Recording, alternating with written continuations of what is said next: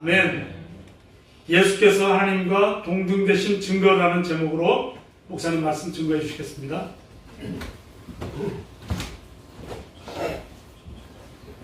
기도하시겠습니다. 하나님 아버지, 오늘 주의 말씀을 통해서 우리 주 예수 그리스도께서 하나님이시며 또 우리께서 우리에게 허락하신 은혜와 축복들 말씀을 통해서 가르쳐 주시고 우리의 삶에 누릴 수 있도록 축복하여 주옵소서. 예수님의 이름으로 기도합니다.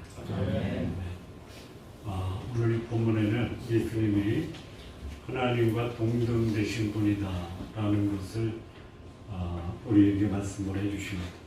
우리는 지난주에 예수님의 안식일에 38년 된 병자를 고치신 사건을 함께 나눴습니다. 우리 성도님들 며칠을 꼼짝 못하고 누워 계시면 이렇게 사느니 그만 살자라는 생각을 하시리라 생각하십니다.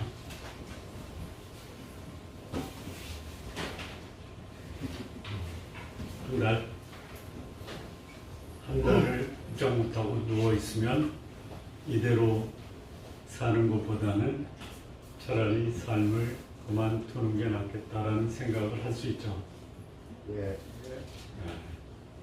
38년 동안 누워있던 병자, 인생이 어떻겠어요? 사는 게 아니다. 이렇게 사느니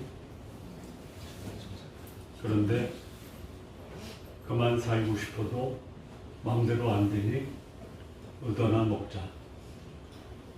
이게 38년 된 병자의 인생입니다. 근데 그 병자를 예수님이 치유하셨어요. 일어나 걸으라 하셨습니다. 그리고 그것이 공개적으로 이 환자가 걸어가는 것을 보고 아마 수많은 베데스다 연못가의 행자에 누워있던 사람들은 그것을 보고 아마 환호를 외쳤을 것이다 라는 생각이 들어요. 근데 거기에 있었던 일부 유대인들이 있습니다. 유대인들이 안식일에 자리를 들고 일어나 걸어가는 모습을 보고 옳지 않다 이렇게 얘기를 합니다. 그래서 그 38년 된 병자가 나보러 일어나 자리를 들고 걸어가라 한 사람이 있다. 그랬더니 유대인들이 누구냐 모른다.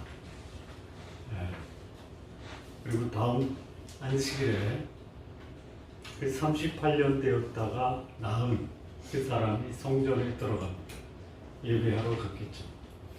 근데 거기서 예수님이 그 고침받은 사람을 만나서 나은 것을 보시고 더 나빠지지 않으려면 다시는 죄를 짓지 말라 이렇게 말을 합니다.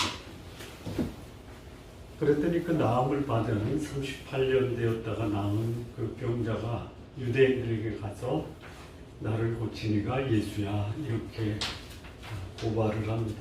그랬더니 유대인들이 그러므로 이렇게 나오죠. 그러므로 유대인들이 이 일로 말미암아 예수를 박해하게 된지라. 안식일에 38년 된 병자를 고치면 안 됩니까? 만약에 그 38년 된 병자가 여러분이다라고 하면 38년 동안 그 행자에 누워서 빌어먹었던 내를 나는 잘 모르지만 누군가 와서 말 한마디로 날 고쳐줬다. 어떨 것 같아요? 이거는 뭐 천지가 격욕하는 놀라운 일이죠. 그리고 주변에 있는 사람은 이게 무슨 일이냐 하고 함께 축하하고 새로운 인생을 살도록 격려하고 도와주겠죠. 근데 거기에 유대인들은 옳지 않다. 정죄하는 거예요. 정죄. 그리고 그 38년 된 병자를 고쳐준 예수님은 박해하시죠. 그 상황에 지난주에 한 거예요. 근데 그 유대인들의 정죄와 박해에 대해서 예수님이 이런 말씀을 합니다. 내 아버지께서 일하기 때문에 나도 일하는 거야.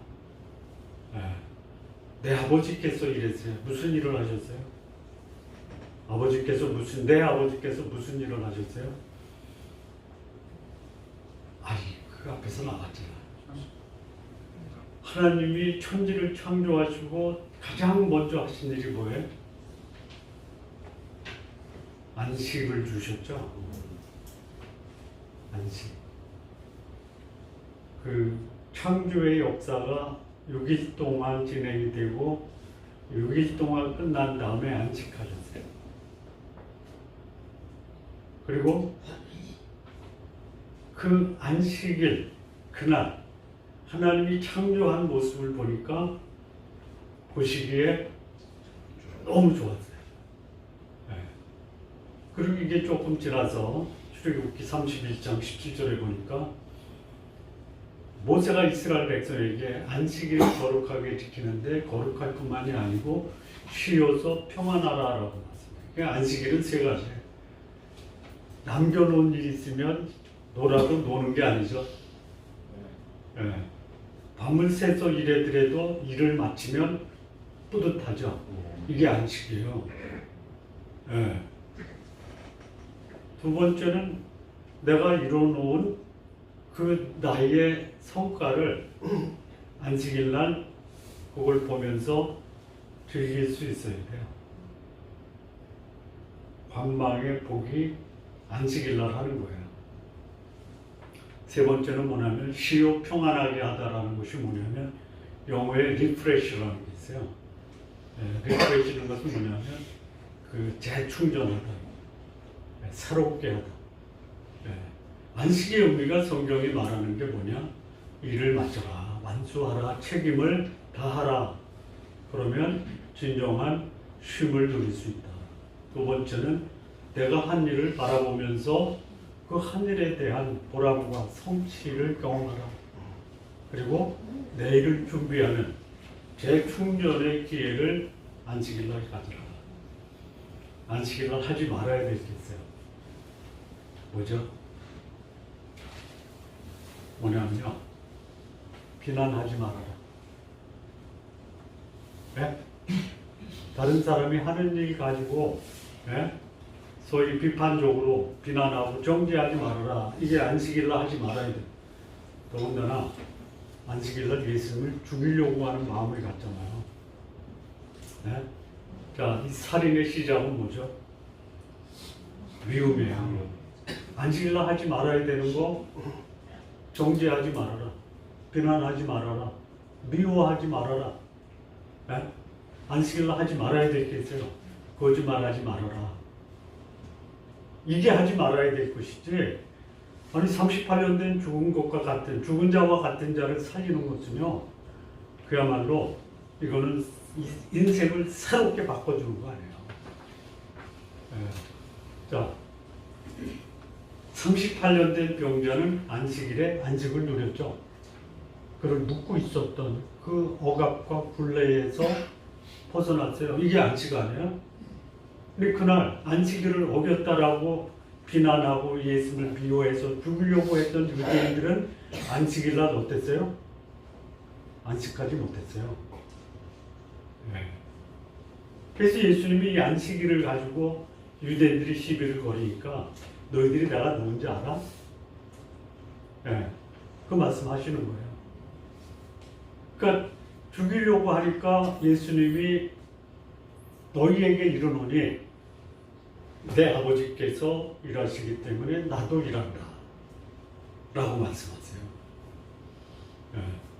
아버지와 아들은 같다. 이해가 되십니까? 사례가 있어요. 아버지와 아들이 같다라는 말을 우리말에서 뭐라고 그래요? 그래요. 아들은 누구다? 아버지다. 아버지는 자기의 인생의 후반 그 인생의 다음 세대를 누굴 통해서 계승해요? 그래서 아들은 아버지예요. 그걸 예수님이 내 아버지가 일하니 나도 일한다. 그러니까 나는 아버지와 같다. 그 말을 들은 유대인들이요, 기가 막히게 꼬집어내요. 뭘 꼬집어내냐면 그 말을 듣고 더 죽이려고 하죠. 왜 죽이려고 하냐면 안식일을 범할 뿐만 아니라 하나님을 자기 친아버지라 하여 자기를 하나님과 동등으로 삼으심이더라. 아니, 아들이 아버지라고 하면 잘못된 거예요? 여러분, 여러분의 자녀가 여러분의 자녀에게서 누구를 볼 때 흐뭇해요? 이렇게 말하지, 나 닮지는 말아라. 아, 그런 분이 있어요? 예? 네 아버지 반만 닮아라 그러죠? 왜요? 아들은 아버지예요. 예. 그러니까 하나님 아버지와 아들 하나님의 우리 인간이 이해하시죠? 또 있어요. 또 있어요. 사례가 또 있어요. 부부는 뭐예요? 일심동체라고들 하지요. 그렇죠. 근데 아니, 경험상으로 부부는 일심동체라고 하는데 그게 할만해요. 못하는 이유가 있어요. 부부는 일심동체, 부자지간은 부전자전인데도 이게 왜 안 될까요? 하나님이 아니기 때문에 안 되는 거예요. 근데 예수님은 하나님이에요. 그래서 부전자전의 일심동체. 그걸 예수님이 이제 설명을 하니까 내 아버지가 일하니 나도 일한다 하니까 죽이려고 하잖아요. 왜 안식일도 범했어요? 사실 안식일은 누가 범한 거죠? 안식일을 범한다라고 말하는 유대인들이 범하는 거예요. 안식일날 뭐 했어요? 비난하고 미워했잖아요. 이거 여러분 누군가를 미워하고 누군가를 비난해 보세요. 내 마음속에 뭐가 사라져요? 평화가 사라집니다. 그 왼수 같은 놈 하면 그 순간 나는 안식을 잃어버려요. 왼수 같은 사람을 어떻게 해야 돼요? 그러면 마음에 안식이 옵니다. 뭐 연습할까요? 여기 부부가 같이 오신 분들은요, 그 미운 마음을 갖고 입으로는 사랑해 한번 해보세요. 그러면 안식이 와요. 자, 그런데 아버지와 아들이 하나다, 동등하다라는 것을 예수님이 증거를 내시는 거예요. 증거.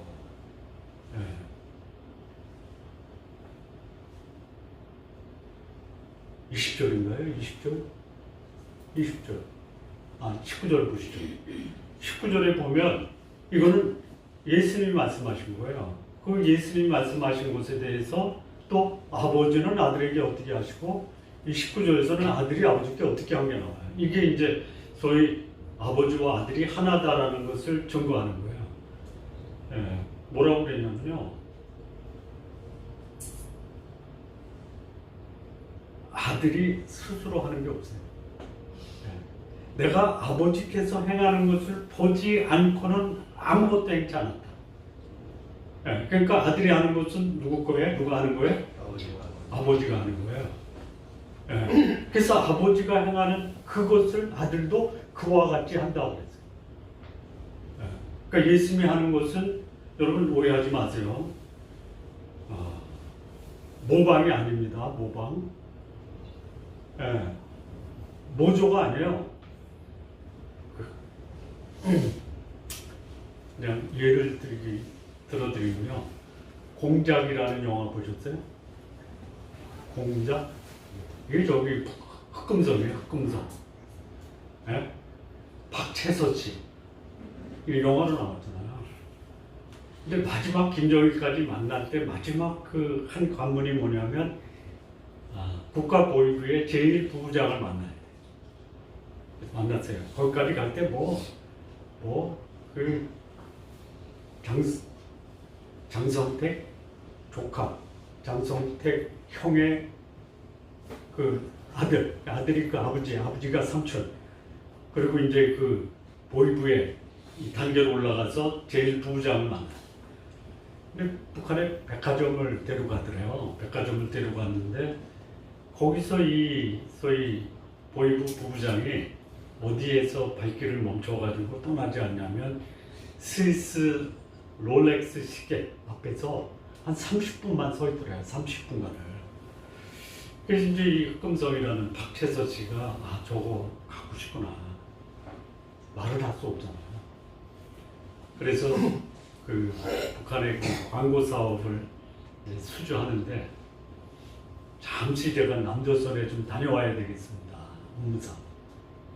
그 이제 가서 보고하고 뭐를 샀냐면 스위스제 롤렉스 시계를 샀어요. 이 롤렉스 시계 하나가 3천만 원이래요.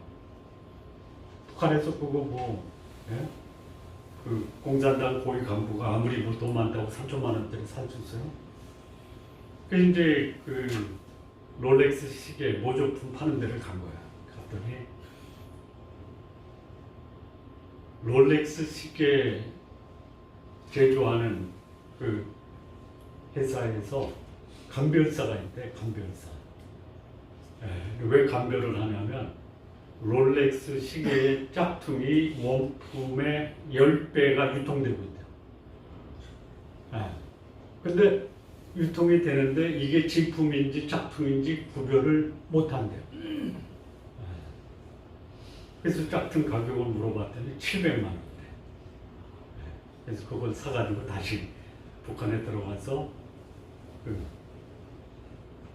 국가보위부 제1부부장한테 선물을 준 거예요.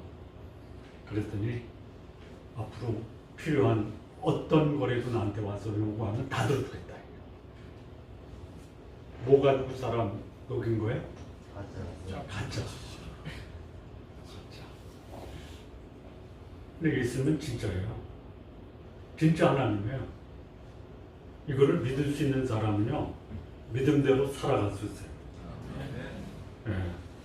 내가 왜 예수님이 하나님인 것을 믿는다고 하면서도 살아가는 모습은 귀신처럼 마귀처럼 살아가는 거예요.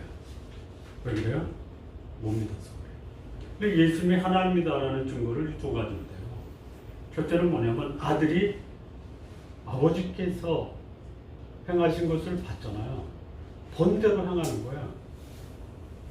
여러분 누구한테 보여주세요? 그걸 봐도 전혀 허물이 없어요? 부자지간에 그러죠. 네? 아닌가? 부자지간에 아들이 아버지 안 봐요? 아들 앞에서 감추는 것도 있죠. 자기가 뭐 부인 앞에서도 감추는데 아들한테 감추는 건 뭐 일도 아니잖아요. 근데 여기 예수님이 아버지의 행하는 모든 것을 다 봤어요. 보지 않고는 아무것도 안 했다 이거. 내 것으로 예수님은 하나님의 뜻에 순종했다라는 거야. 그러니까 예수님이 하나님이신 것은 아버지가 행한 것을 다 보고 그대로 순종했다. 이게 아버지와 아들이 하나 됐다라는 것을 증거하는 거야. 진정한 하나는 다 볼 수 있어요. 그리고 본대로 순종할 수 있어요. 이게 성부의 순종이에요. 성자의 순종. 이게 첫 번째 증거. 두 번째 증거는 뭐냐면 아버지가 아들에게 다 보여줘요. 아버지께서 행하는 것을 아들에게 다 보이사. 이보다 더 큰 것까지도 보여줘요. 그래서 내가 하는 것을 보면 너 놀랄 거야. 이렇게 말씀해요. 자, 태초에 하나님이 천지를 창조하시고 행하신 인간에게 행하신 것이 뭐냐면 안식이에요. 안식. 안식 세 가지라고 했죠. 잘 기억해 두세요. 맞춰야 돼요. 관조해야 돼요. 그리고 리프레시, 재충전하는 게 아직 그걸 보여주셨어요. 그리고 그대로 행할 수 있도록 예수님은 그것을 따라서 순종하시고 예. 다 보여주세요. 아들한테 다 보여줘야 돼요. 예. 여과 없이 보이다가는 낭패를 당하죠. 왜 그래요? 나 역시 부족해서 그래요. 예. 남편 되신 분들 부인한테 다 보여주세요. 예? 아니면 좀 감추고 싶은 것도 있죠. 예. 그래서 일심동체가 아니에요. 아, 예. 다 보여주셨어요. 아버지는 아들에게. 예. 그래서 안식을 허락하시는 것도 예수님이 하신 거예요. 예, 보여주셨기 때문에. 그리고 이보다 더 큰 일이 있어요. 뭘까요? 예? 이보다 큰 일은 뭐냐면 아버지가 창조시에 안식을 허락하신 것뿐만이 아니고 이보다 더 큰 거. 이게 본문에 나오는 두 가지예요. 세 가지로만. 세 가지가 뭐 첫째는 부활이에요. 부활. 부활의 능력을 가지신 거예요. 두 번째는 뭐냐면 심판의 권한을 가지신 거예요. 세 번째는 뭐냐면 아버지를 공경하는 것처럼 아들도 공경하게 하는. 아버지가 영광을 받으시는 것만큼 아들도 영광을 받는 이 세 가지가 예수님이 하나님이신 것을 증거하는 사례들이에요. 이보다 더 큰 일이에요. 그러면 예수 믿는 사람도 이 세 가지 일에 대해서 우리가 함께 공유할 수 있습니다. 첫째는 뭐냐? 부활의 능력이 있어요. 저는 굉장히 제 자신이 부족하잖아요. 제가 말씀을 전하고 교제하면서 인생의 낙이 없고 죽음의 골짜기를 걸어가는 사람이 살아나는 것을 저는 경험하고 싶어요. 이게 예수님이 하시는 거예요. 예수님을 만나서 그를 개인의 구주와 주님으로 영접한 사람은요, 죽어가는 내 영혼이 살아나는 경험을 해야 돼요. 이게 예수님이 하신 거예요. 예. 그렇게 사십시오. 안 사실 거예요? 살고 싶은데 안 되는 거예요? 아니면 살고 싶은 마음이 없는 거예요? 살고 싶어요. 살고 싶죠? 어떻게 하면 돼요? 내가 다른 것을 아는데 시간을 투자하는 것보다 예수를 아는데 시간을 좀 투자하세요. 투자 안 하면요, 안 한 만큼 나에게 얻는 것도 없잖아요. 네?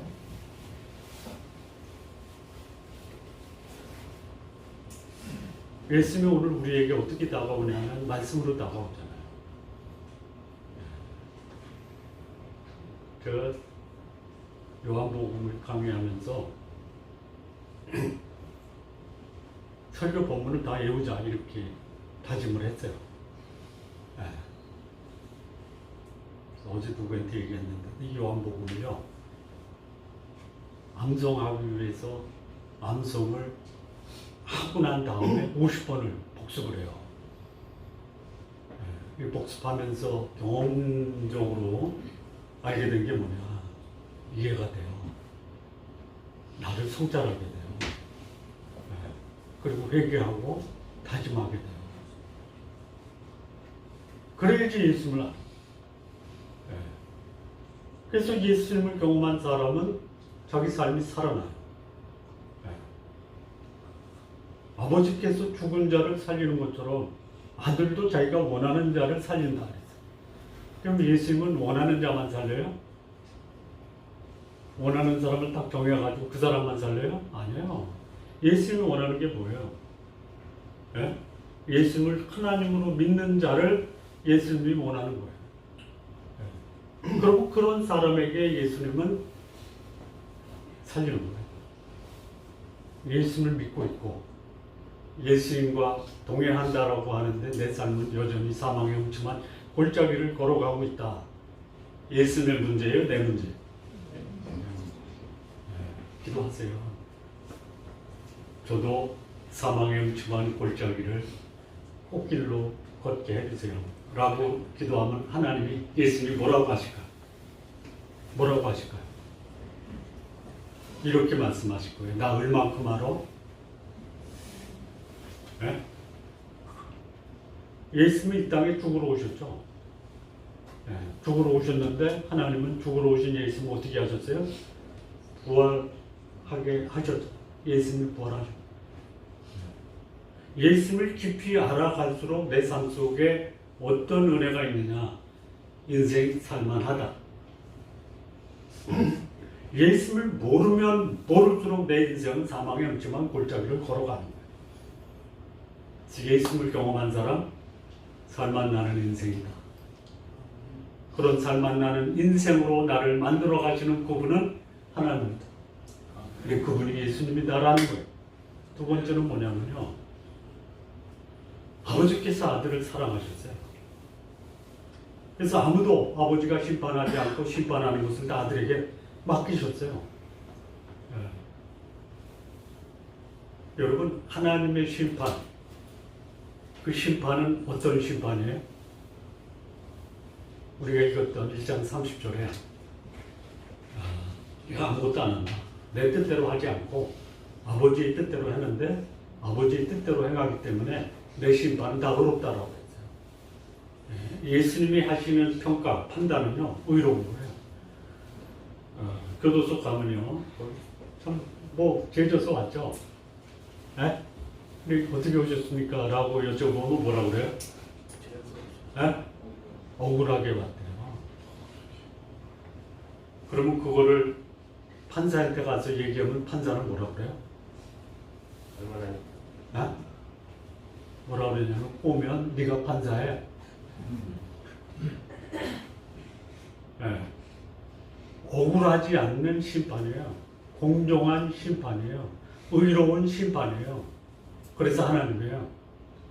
아버지가 의롭고 공정하시고, 예수님도 심판하는 것에, 심판은 누구에게 있는 거냐면요, 하나님에게만 있어요.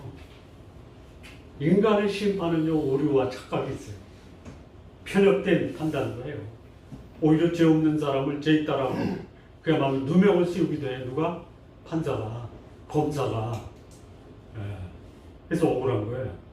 하나님의 심판은요, 공평해요. 의로워요. 억울한 게 없어요. 여러분, 내가 내 마음속에 갑자기 이거 안 되는데, 이거 아닌데 라고 생각하신 적 있어요? 없어요? 그거를 가르쳐 뭐라고 하냐면 양심의 소리라고 하잖아요. 네? 양심의 소리는 누구의 소리예요? 하나님의 소리예요. 근데 죄를 즐기는 사람이세요? 죄 짓고 죄가 아니라고 빡빡 우겨요. 자기는 죄 다 져놓고 자기보다 못한 죄 지은 사람 막 비난하는 사람 있죠. 유대인 같은 사람. 그 사람은 믿을 사람이 없잖아요. 여러분, 부자지간은 믿을만해요? 부부관계는 믿을만해요? 부자지간이나 부부관계는 믿는 게 아니고요, 덮어주고 감싸주고 도와주는 거예요. 자, 예수님이 의로운 판단을 하세요. 거짓이 없어요. 믿을만해요. 그래서 하나님이에요.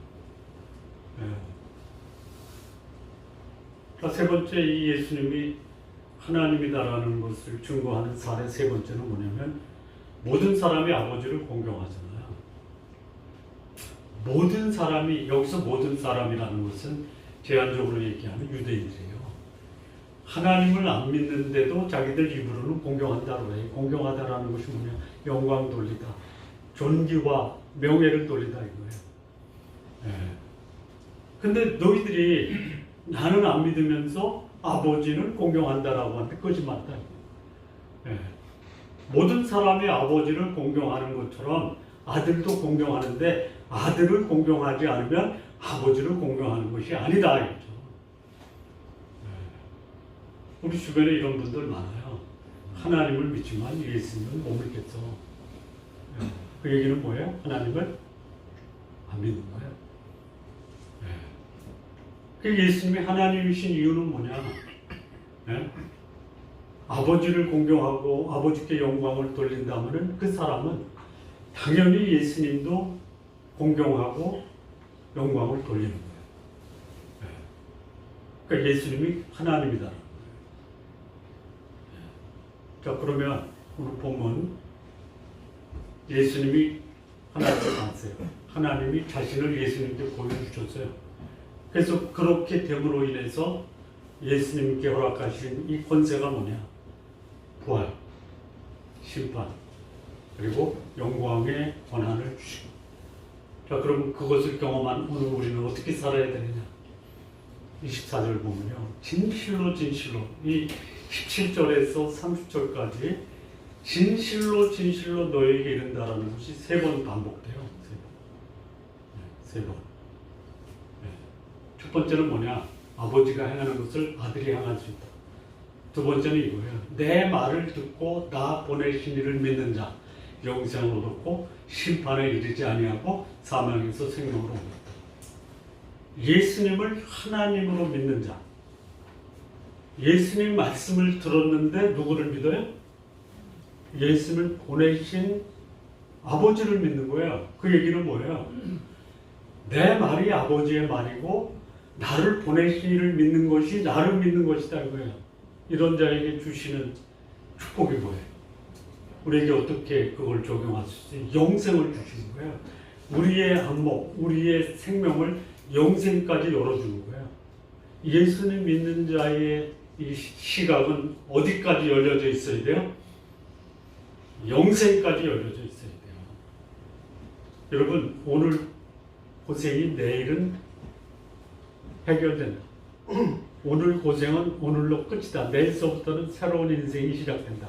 오늘 그 고난일 것 같아요? 아니면은 내일 줄 거 오늘서부터 주지. 그래서 오늘 고난을 원망하고 불평하겠어요. 우리는 어때요? 오늘 고통스러운 것 때문에 내일 영광을 줘도 오늘 고통 때문에 하나님께 원망하고 불평하잖아요. 출애굽해서 애굽을 나온 이스라엘 백성이 40년 그 광야 생활 동안 한 게 뭐냐면 원망과 불평과 우상 숭배. 가나안이 눈앞에 있는데 사실 이거 한 달이면 가는데 40년이에요. 왜? 하루 같은 소위 1년도 아니에요. 거기 한 6개월이면 들어가요. 그거 못 견뎌가지고 6개월을 못 견뎌서 40년을 고생합니다. 영혼으로 봤을 때 우리 인생, 우리 성도님들 그냥 욕심 부리지 말고 120까지 사세요. 어떤 목사님한테 100세까지 사세요니까 역정을 내셨대요. 왜 그랬어요? 그랬더니 100살이 뭐야? 120까지 사셔야지. 저는 그분한테 이렇게 하고 있어요. 120까지 기도했는데 지금 보니까 150까지는 사시겠네.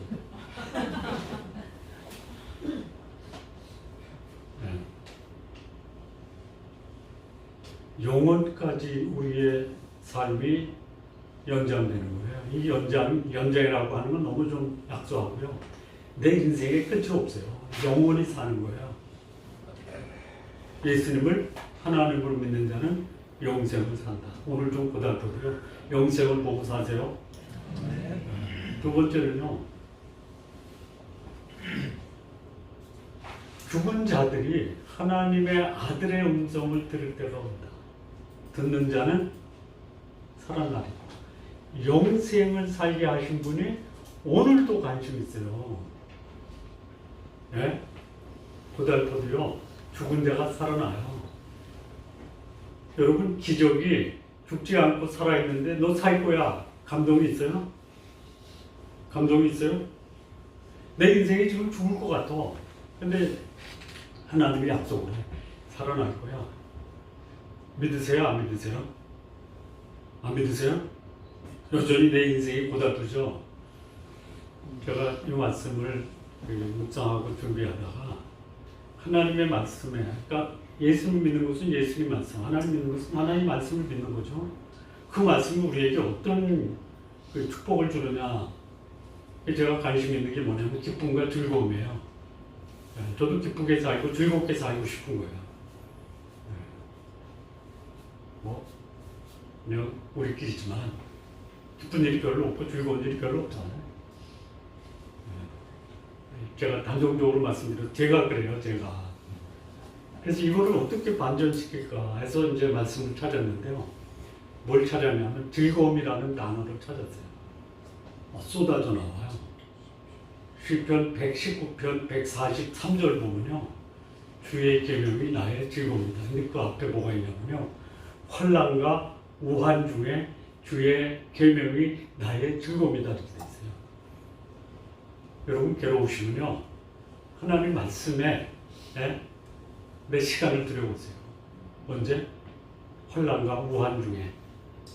여러분 환난과 우한이 오면은 하나님을 원망해요. 하나님 말씀에 집중적으로 그 말씀을 묵상하면서 말씀이 주는 위로를 구하세요.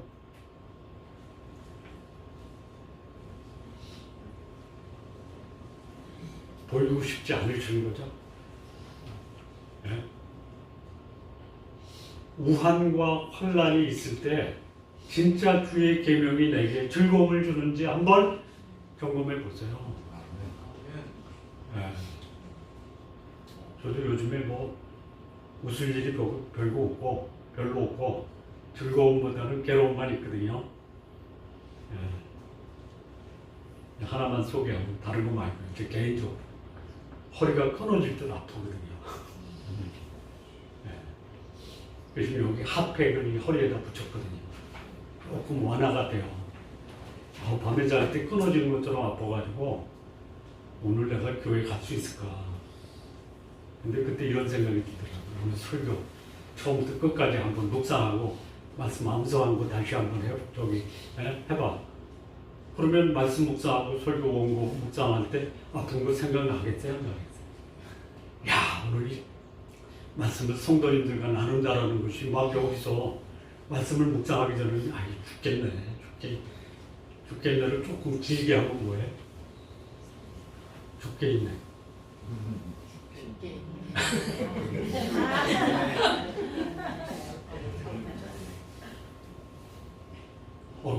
그렇더라고요. 말씀이 주는 즐거움을 우리 성도님들이 환난과 우한 속에 있을 때 말씀에 깊이 여러분의 삶을 투자하세요. 아까도 말씀드렸지만 투자되는 것이 없이 얻는 것도 없어요. 그러니까 세 번째 이 말씀이 우리에게, 예수님이 우리에게 주는 세 번째 교훈, 축복이 뭐냐? 인자됨을 인하여 심판하는 권한을 주셨어요. 그래서 무덤에 있는 자들이 아들의 음성을 들을 때가 온다.